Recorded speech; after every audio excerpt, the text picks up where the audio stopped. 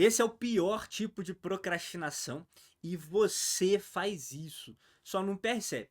Mas não leva o pessoal não, que eu também faço, todos nós fazemos, porque é uma forma imperceptível de procrastinar. Mas eu vou mostrar para vocês aqui como que funciona isso e como vocês vão fazer para superar esse obstáculo e alcançar os seus objetivos.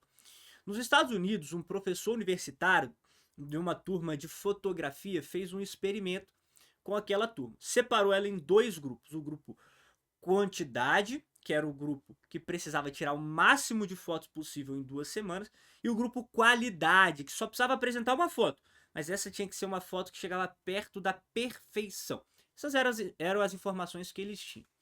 Qual o resultado disso ao final de 2 semanas? O grupo quantidade apresentou muitas fotos e apresentou as melhores fotos. Foram eles que apresentaram as fotos que chegavam perto da perfeição ali no conceito daquele professor. Enquanto o grupo qualidade ou não apresentou, ou apresentou com atraso, ou então apresentou uma foto medíocre. Por que que isso aconteceu? Isso aconteceu porque o grupo qualidade ficou muito tempo planejando, organizando, preparando, esperando o melhor momento, o melhor cenário, melhor luz do sol, melhor iluminação, o melhor ambiente para poder tirar foto, mas isso nunca acontecia. Enquanto o grupo quantidade ia tirando as fotos ali, mesmo que a concepção deles eram fotos normais, mas ao longo do tempo eles iam ali aprimorando e encontrando a melhor foto. Qual é a lição disso? O grupo qualidade sofria de uma coisa que nós sofremos. Eles estavam em movimento, mas eles não estavam executando o que precisavam executar. E muitas vezes nós fazemos isso, é a diferença de movimento para ação. A gente fica em movimento para sentir que está fazendo alguma coisa, para poder ter ali na nossa consciência um analgésico, na nossa consciência, ali algo que nos faça bem. A gente mente para nós mesmos. Dizer, não, eu tô fazendo aqui, eu tô preparando, eu tô organizando, eu tô aqui me programando, me planejando, isso é movimento, mas isso não te traz resultado por si só. O que te traz resultado é a ação, é executar. Só que o movimento, ele nos satisfaz, porque a gente faz ali um pensamento, um tipo de pensamento, para se sentir bem, para dizer, não, eu tô fazendo. Quer ver um exemplo? Eu tenho várias atribuições como coordenador lá do Estratégia, né? E aí, essas atribuições consistem em montar projetos pedagógicos, em organizar eventos pedagógicos, em organizar os materiais e produtos dos nossos alunos, as aulas, os materiais escritos e fazer o controle de qualidade e tudo isso e muito mais. E aí, o que acontece quando eu estou procrastinando de forma ativa? Eu tenho milhares de grupos de WhatsApp, milhares de alunos mandando mensagens nesses grupos, e-mails que eu recebo aí são quase centenas ali por dia. E o que eu tenho que fazer? Isso é importante para mim. Eu tenho que fazer isso. Só que isso não é o essencial da minha atividade. O essencial é produzir os projetos pedagógicos. E o que acontece? Quando eu não quero atacar aquele projeto pedagógico, seja porque é muito complexo, seja porque eu tô com preguiça, eu vou aqui e fico respondendo mensagem no WhatsApp dos alunos. Ah, mas isso não é importante? Você também não tem que fazer isso? Sim, mas isso não é o essencial. Isso não é o que eu preciso executar. Não é isso exatamente que vai trazer resultado. Porque se eu fizer um bom projeto pedagógico, eu recebo menos mensagens. Se eu respondo uma mensagem, eu recebo uma devolutiva, aí respondo de novo, vem a devolutiva, e eu fico o dia inteiro nisso e não executo o que eu tenho que executar. Então a procrastinação ativa é exatamente isso. É você estar em movimento, é você estar fazendo até coisas importantes, mas você não faz o essencial. Na verdade, você está fazendo as coisas importantes, você está em movimento para evitar fazer o que você precisa fazer. Para evitar executar a sua atividade essencial, aquilo que vai te trazer efetivamente resultados. Eu conheço uma história de uma pessoa que procrastina lendo livros. Não, mas não é bom ler livros? É ótimo. desde que não esteja no momento de você estar executando as suas atividades, aquilo que você precisa fazer. E esse é o problema. Essa pessoa, ela às vezes tem que gravar cursos, ela às vezes precisa produzir os seus conteúdos em redes sociais, ela precisa administrar e gerenciar a empresa que ela tem, mas quando ela tá com preguiça ou ela tá diante de uma atividade muito complexa, ela vai lá e fica lendo livro.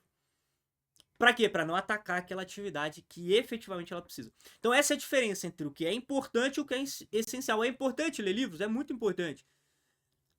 Mas tem um momento para fazer aquilo. É importante eu responder os meus alunos? É importante. Mas eu posso tirar um momento do dia para responder tudo de uma vez só. E ser muito mais produtivo. Tá? Então essa é a procrastinação ativa. Você está em movimento. Você está fazendo as coisas. Então eu falo muito com minha esposa. Ela tem um monte de coisa para ela fazer.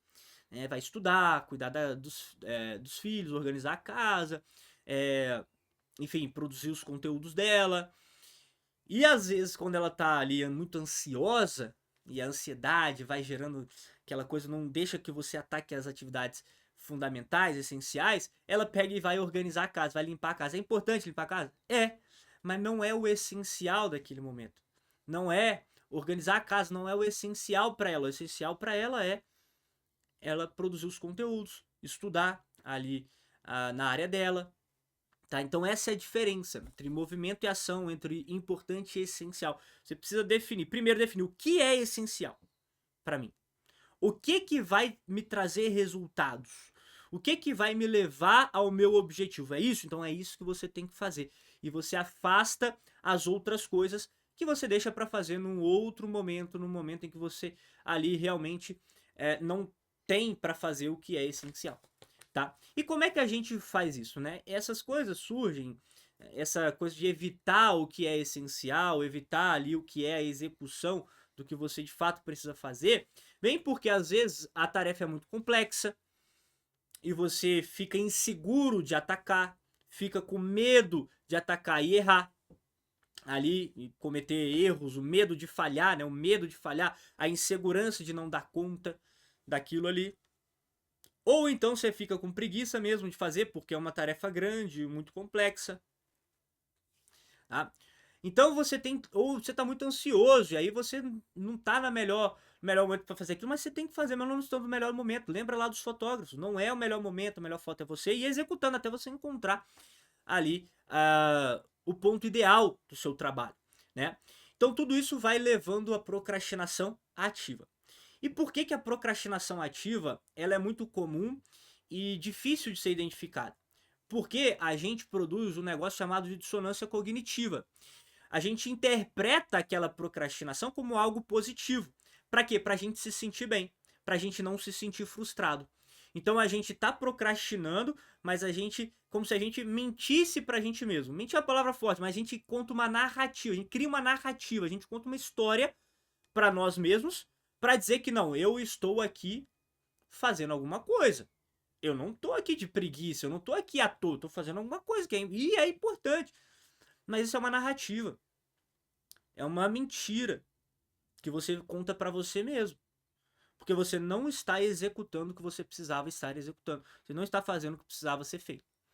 Você está evitando aquela tarefa principal sua através de outras tarefas menores e que não são essenciais para você. Então isso é dissonância cognitiva. Né? Quando a gente procrastina de forma ativa, a gente cria essa narrativa para aliviar o nosso desconforto, para nos sentir aqui ocupados, sem enfrentar ali o risco do fracasso, o risco da crítica que é naquela tarefa principal.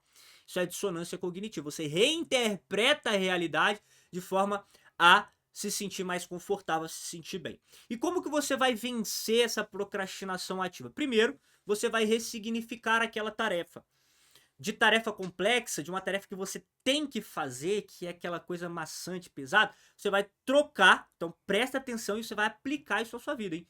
Você vai trocar essa ideia para uma ideia de que não é que eu tenho que fazer, eu consigo fazer. E eu vou ter resultados através daquilo. Você precisa estudar para concurso, então não tenho que estudar para concurso, não, eu consigo estudar e ter uma rotina de estudos. Eu não sou diferente das outras pessoas, eu consigo fazer isso. Você troca, ali é uma chavinha que você vira e você troca e muda tudo. Então eu consigo fazer isso, e isso vai me trazer resultados lá na frente. Então é isso que eu vou fazer, vai fazer eu dar uma vida melhor para minha família, para mim, para o meu eu do futuro. Isso aqui vai fazer eu dar segurança para minha família, eu ter segurança aqui, né? O segundo ponto, você pode criar dispositivos de compromisso e também selecionar parceiros de compromisso. São dispositivos de compromisso. Você chama um parceiro, fala, olha, hoje, essa semana eu vou estudar tanto tempo. Usar tanto tempo.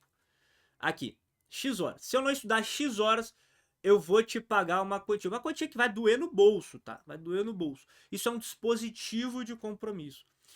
Eu tinha um dispositivo de compromisso, era o seguinte: se eu não estudasse o que eu tinha que estudar durante a semana, eu ia ter que pagar no meu horário de lazer. E eu prezava muito pelos meus horários de lazer. Então eu tentava sempre cumprir o meu cronograma ali durante a semana para eu realmente conseguir ter ali os meus horários de lazer. É claro que às vezes surge um imprevisto, aí você não vai contar, porque é imprevisto.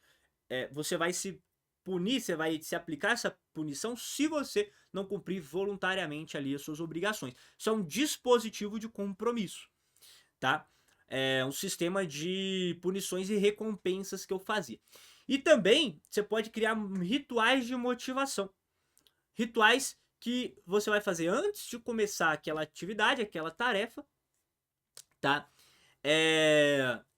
Antes de fazer aquela tarefa para que aquilo se torne automático. Então, por exemplo, os competidores, né, os atletas, eles usam muito a música.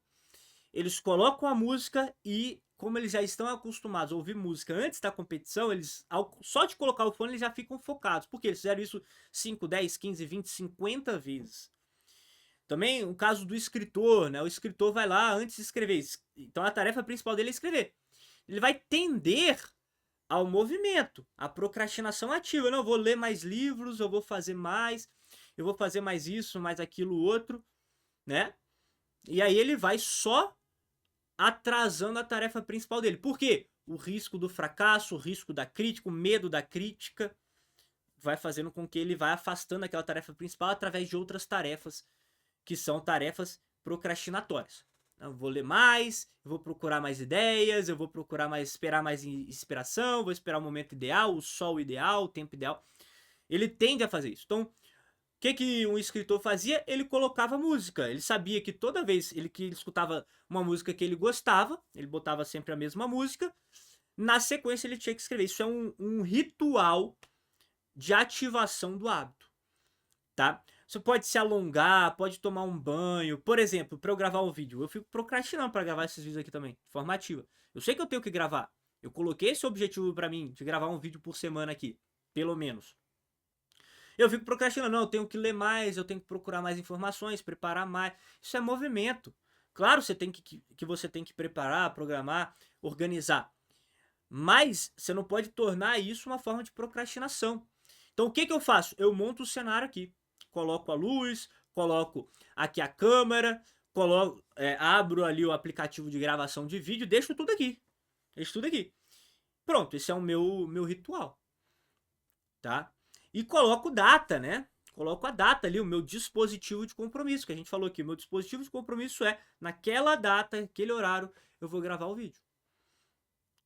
Ok? Então você tem três formas. Primeiro, ressignificar a tarefa complexa, a tarefa principal, a tarefa mais difícil. Segundo, fazer dispositivos e parceiros de compromisso. Não, preciso ler o livro. Não, então tá bom. Até o final desse mês eu vou ler esse livro, a gente vai discutir o livro. Se isso não acontecer, eu vou ter que pagar o seu almoço. Dispositivo de compromisso junto com parceiros de compromisso. Funciona bem. E os rituais de ativação de um hábito, o ritual de motivação. Tudo isso te ajuda bastante. Então a procrastinação ativa, ela nos engana porque parece que a gente está progredindo, mas não está. Quando na verdade a gente está só se movimentando, tá? A gente não está executando. A diferença entre o que é importante e o que é essencial é que o essencial você vai executar. E só a execução que traz resultados. Então não cai nessa armadilha de ficar planejando demais ou de ficar criando coisas para você fazer para atrasar e atrapalhar a sua tarefa principal. É nisso que você tem que focar e é isso que você tem que executar. E para isso, então, ressignifique essa tarefa, crie dispositivos de compromisso e, se necessário, chame parceiros de compromisso e também crie rituais de ativação do hábito. Perfeito? E se você quer mais vídeos como esse, se você quer acompanhar essa minha jornada de crescimento, de autoaperfeiçoamento, de melhoria da produtividade, clica no link que está aqui, se inscreve no canal, na verdade, e clica no sininho para você receber as notificações de novos vídeos aqui nesse canal. Beleza? Me acompanha aí nessa jornada que a gente vai crescer muito junto. E também me acompanhe lá nas redes sociais, no Instagram, @rodolfo.pena. Um grande abraço e até a próxima.